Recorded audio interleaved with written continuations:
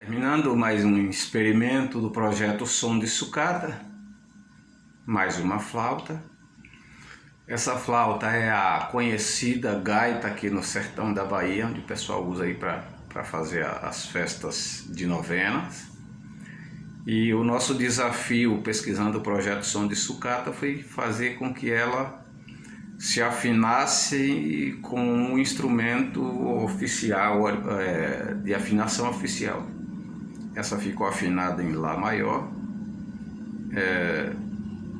não toca muito porque não tem todos os recursos, como eu faço questão de frisar, mas dá para fazer uma musiquinha. Como eu não tenho habilidade com partitura, nem como acompanhar ritmo, até porque não sei tocar, eu sei mais fazer e afinar um instrumento do que tocar, mas eu vou tentar uma musiquinha menos desafinada.